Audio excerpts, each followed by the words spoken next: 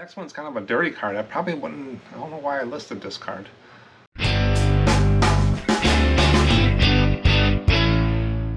So with today's agenda, I got a bunch of cards sold on eBay and Etsy, 0 on HIP. We'll go over those throughout the video. Then for the special topic, I got disaster cards. Earthquakes, fires, floods. We all seen them out there.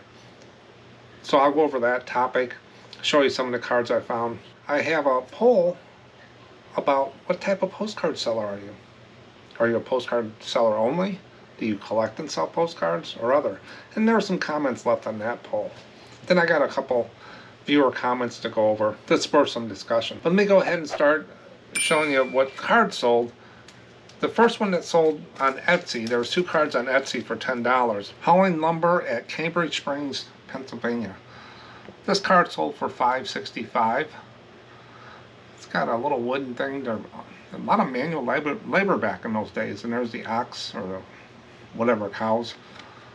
Divided back card. It's in really good condition. Nice solid card stock. The edges are really nice on this one. So $4.65 for that one. And then the other one that sold on Etsy, Judge Charles E. Loft Home. It's on Montgomery Street in Oroville, California. I don't know. Just a chrome card. Then on eBay, I had 15 cards sold. So I sold 2 on Etsy for $10, and I sold 15 on eBay for $95, 0 on HIP.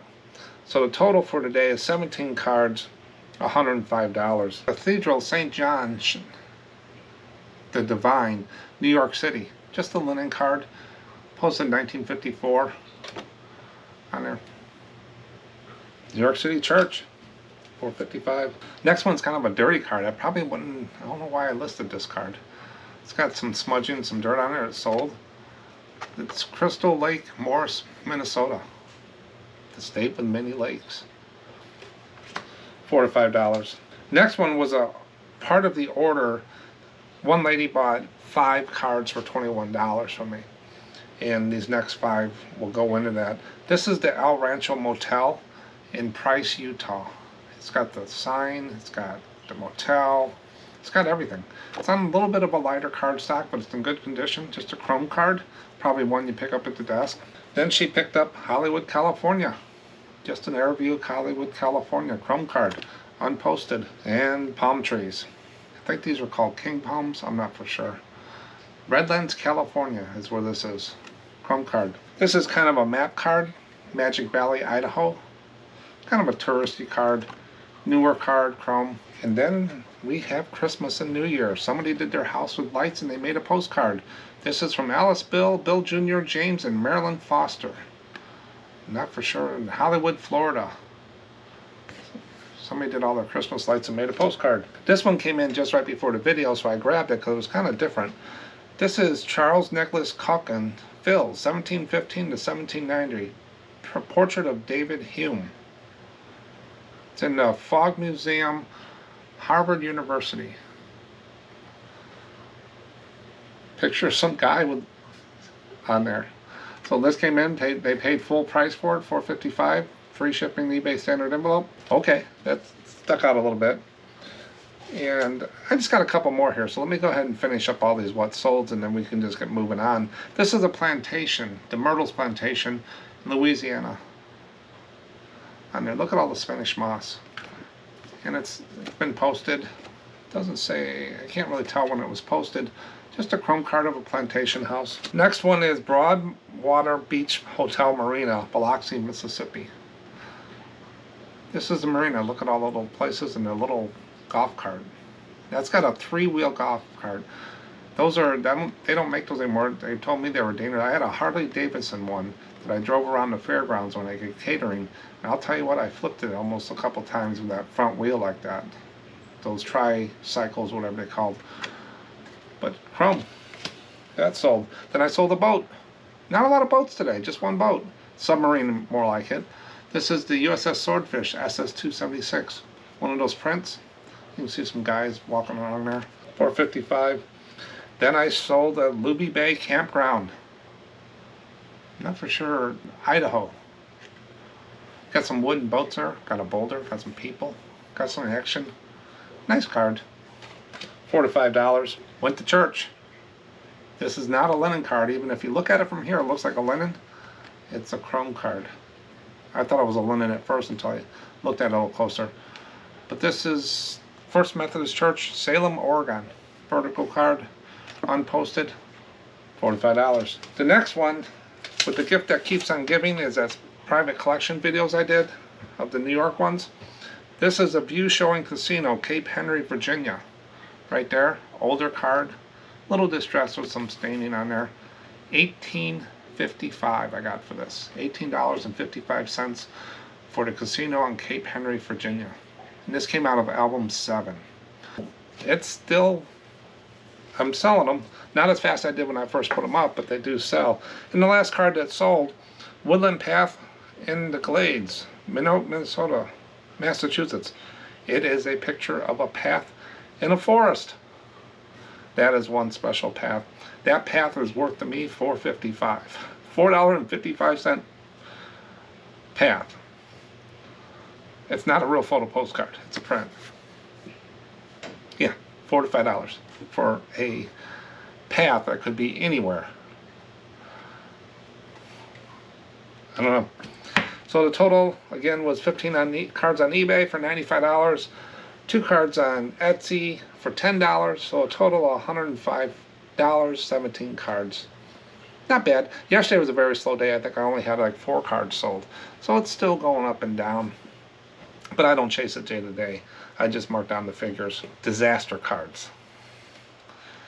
The name right there tells you pretty much everything. I'm going to show you some, going across the screen here, some disaster cards that I found out there. I think I got maybe 1 in my store.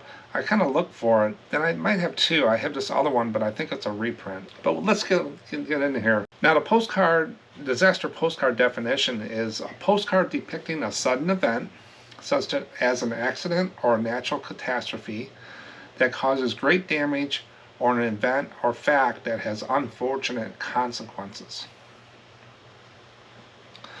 Some of these disaster postcards can go for really good money. If you go out there and just type in disaster postcard on eBay or just on the web, you can see some of these went for really good money.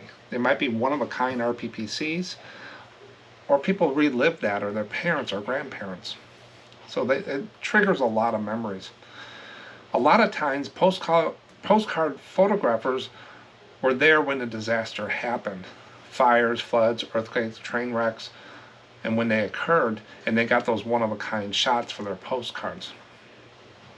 A lot of history places will buy those as well for their museums. You'll see a lot of disaster postcards as RPPCs with the white writing on there and the negative on the front, because they were taken with those cameras and then developed, onto that postcard paper. The historical significance of a card can come from the message written by the sender as well. Those are probably one of the only cards I really look at the back of them to see what they said. Alice didn't make it, or my house is gone. Stuff like that might be important historically, and I would call that out in the listing. There are many postcards that documented the damage caused by the hurricane of 1938 that went up the east coast to Canada. I guess it was very destructive. Caused a lot of property damage and some lives lost. So there's an abundance of 1938 hurricane postcards out there. Another one is the 1906 San Francisco earthquake. A lot of reproductions of those are out there as well. And you'll see one of those with the fire. They kind of reproduced it. But 1906 San Francisco earthquake is another good one to look at, but they are abundant out there. You also want to be very careful when listing these types of postcards. Even though they are history, what was correct back then to show might not be correct today. Bodies, just destruction and stuff like that. I get real careful with these because I don't want to trigger any conversations that I don't want. eBay would probably let you put them up, but you might have a viewer that might report it, and you don't want that either. So I'm always careful, but some people just list it to list it. It's their call. But my recommendation is always think about it. If there's any doubt, is there any out there? So just be careful with those. But let's look at some of the pricing that I found on the sold high, sold low, list high, list low, just to give it a well-rounded, so when you see these out there in lots or different places, what you think they might be worth. So the first one on the sold high is it says RPPC rare, Deadwood Creek Stagecoach wreck, horses, California Trinity County disaster. Stagecoach wreck, I guess the airbag didn't go off. So 189 best offer accepted. That's not a bad deal. That's, I think that went well. A Stagecoach on there. The next one is Titanic Postcard, July 1912 postmark stamp, White Star, maritime disaster. Got a lot of keywords in there. Titanic, the date, White Star, disaster. $150, one bid. You see what I mean about getting the right card? You get up in these cards, you got to make sure before you put them up there you got what you think you got. There is reproductions. Make sure they didn't glue a back onto a reprinted photograph from Walgreens. The next one is RPPC Business Section After Flood, 1912, Mazuma, Nevada, Pershing County.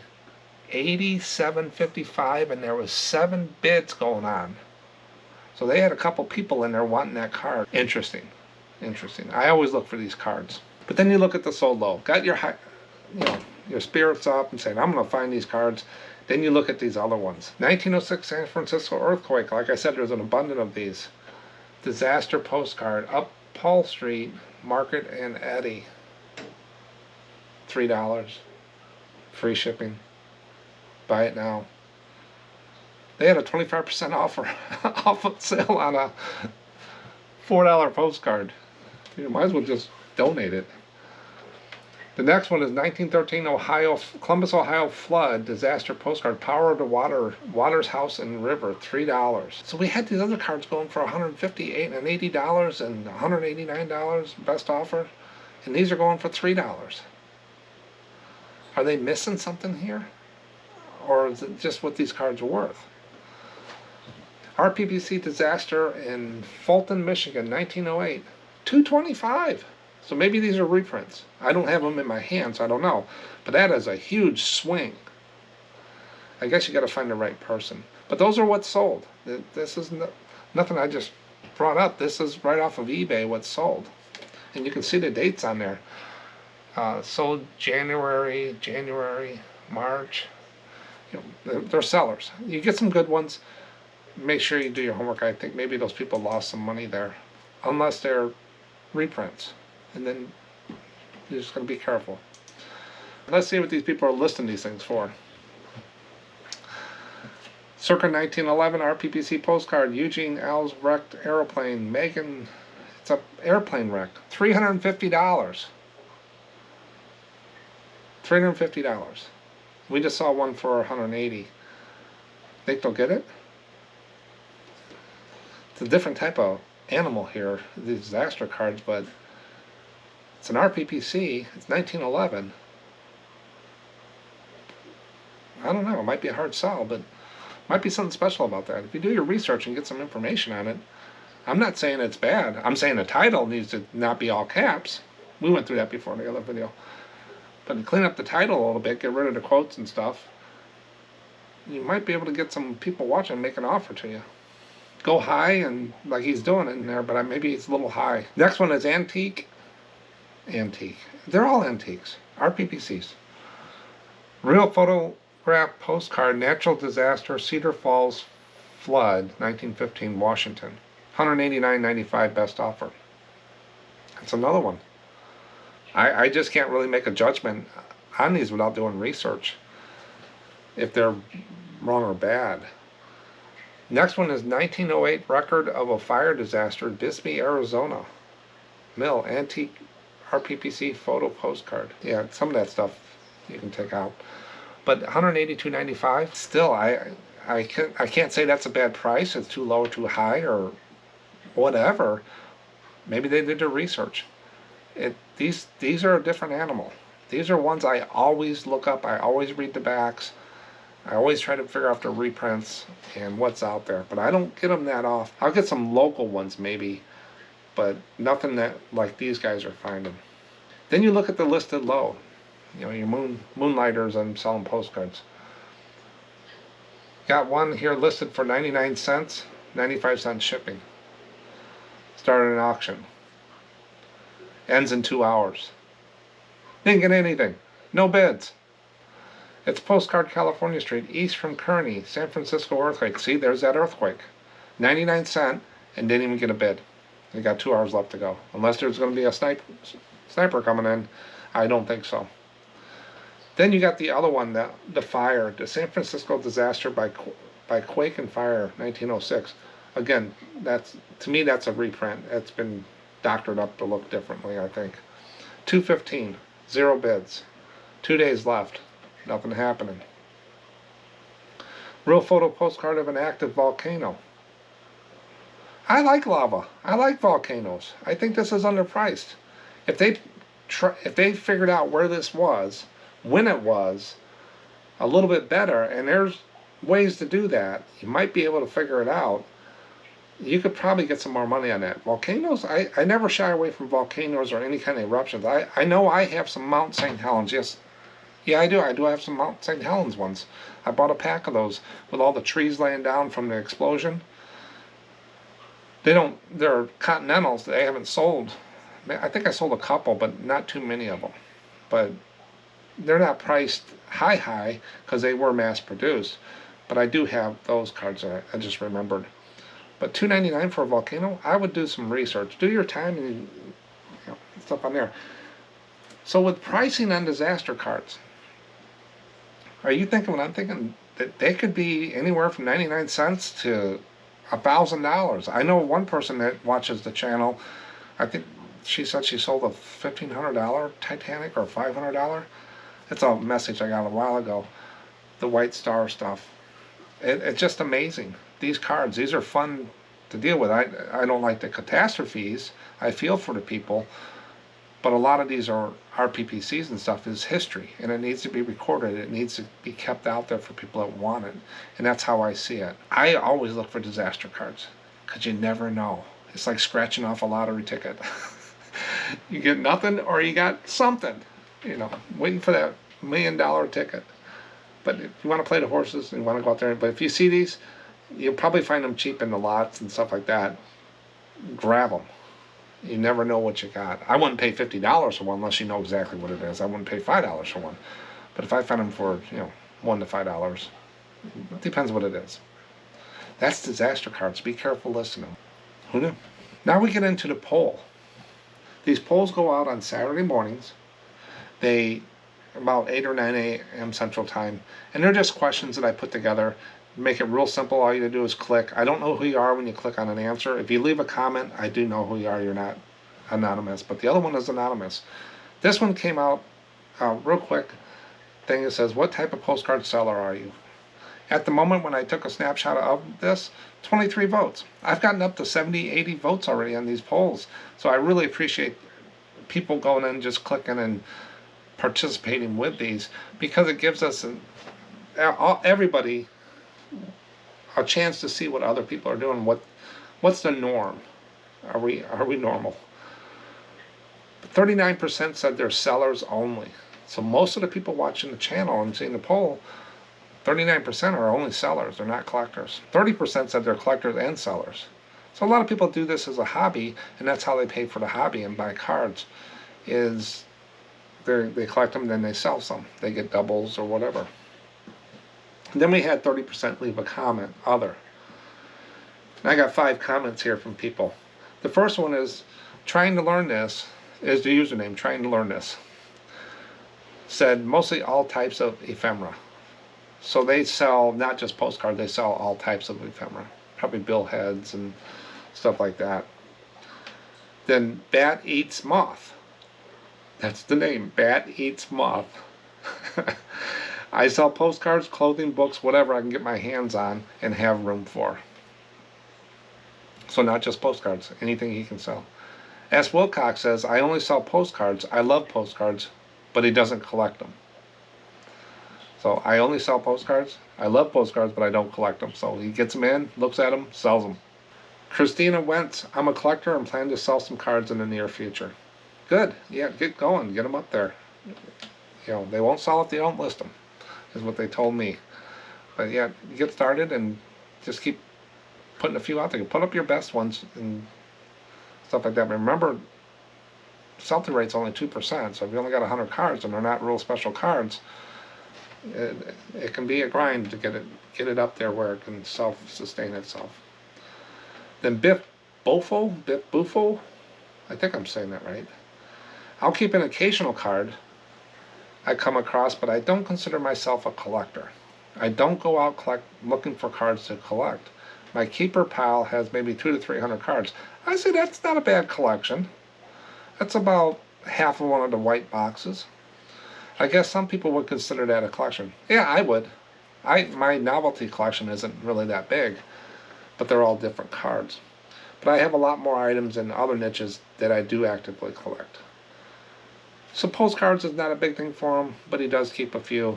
So he's out there looking for them. But that's the poll. Got them scheduled throughout the year. And if you got any poll questions you want me to send out, just send them to me in the comments or an email. My email is in the description. Now don't forget, with Ko-Fi, our little Ko-Fi, K-O-F-I, and I'll put the link down here, you can download these cards. You can download them for free, a digital download, and print them out yourself. Or if you would like a copy of them on postcard stock, and this is the stamp box. It talks about a quick reference guide on stamp boxes, and this is the postcard errors that used to be in eBay. I think that's where I got it from. This one I'm not for sure, but these are only $1.50, just the cost of the product, and 50 cents out of each one of these, and anyone you get goes to charity on there. But the digital ones are free. It's just a place for me to put them that I can point you to go get. But Ko-Fi is the place to do it. You don't have to donate. Just put 0 in there if you want, and then download them. But I want to remind people, because I have these ready to go, and I'll mail them out to you in an envelope. And then $1.50 covers the postage, the envelope, the ink, and 50 cents going to charity. Not a money maker for me, just a place for me to get that stuff out there. Because a lot of people, I showed them one time on a video, and a lot of people asked me for that. And I was emailing them, and I think I was missing some people. This way I can just point them right to the link, and they can go get it as often as you want. Fewer comments. Favorite section. And I'm getting more and more comments, but I've been able to keep up so far. The channel is growing. If you haven't subscribed, make sure you subscribe so we can reach that milestone, and more people will see the channel, and we'll get more experienced users and people that want to start talking in there and stuff like that. That's what I'm looking for the channel for. But Christine Wentz said, this is about the Easter video I put out. The Easter cards don't really go for much. I bought 2 recently, and they didn't cost more than $2 a piece. That's what I find. I did get a leather one and a neat wooden one with a pig and persons on it, photo on it. I'm watching your videos about the different kinds. My next purchase might be an embroidered one. Also got another copper one, and I've had good luck getting those kind. And Christina, if I remember right, she collects postcards, so she's going out there picking out there. Because embroidered postcards, I think they're just neat. I got some ones from Spain with bullfighters. I've got different ones, and you would think they would sell for more. They just don't sell, and they don't go for a lot of money. I'm really surprised. I have a video about embroidered postcards, but I always thought they would go for more, and I paid up on them a little bit, but I had to bring the price down, and I think I got 25, I think, bullfighters, if I remember right. It's been a while. I think I've sold 2. There's a lot of them out there, but they're really colorful, really neat on there. Thanks, Christina. Next one is, how do you have time to sell this many postcards, YouTube videos, family, and life? 2 words. I'm retired. Every day is a Saturday. That helps. So doing the postcards is not that I do 50 a day. Is my average, is what I try to do for the month. So I'll list 50 a day. Maybe today I won't do any, and tomorrow I do 60, the next day I do 70. So for the average, by the end of the month, I like to have an average of 50 a day. Sometimes I make it, sometimes I go over. It just depends how easy they are. But that's, and selling postcards, I pack up once a day in the morning. Most of the time, I'll putz around with them and stuff like that. I'll go out and hunt when I'm sourcing. It's pretty well sustainable, the practices that the procedures I have and stuff to do that. YouTube videos, in the beginning it was taking a lot longer for me to edit videos, record them, learn YouTube and stuff like that. But now, since it's been over a year, I have a system and it works pretty good. But like this video here, I'll batch videos for a week. I'll maybe do 3 or 4 videos, and I'll put them in my edit folder to go and edit later on. And I'll just sit and edit one day, 2 or 3 1 or 2 videos, and make sure I got all the information correct and stuff.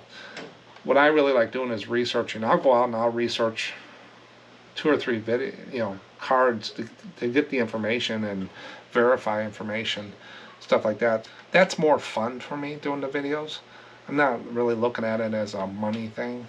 YouTube drives and it helps. It pays for the cameras and the other little things I can do. But the postcards, selling postcards, is where it pays the bills. These Chrome cards, these types of cards is what pays the bills, not YouTube and stuff like that. But family and life, my kids are grown. I got 3 grandkids, 1 on the way. It's 7, 6, and a 3. So they keep me busy. My wife is also retired, over 25 years at high school. And we're here together at home.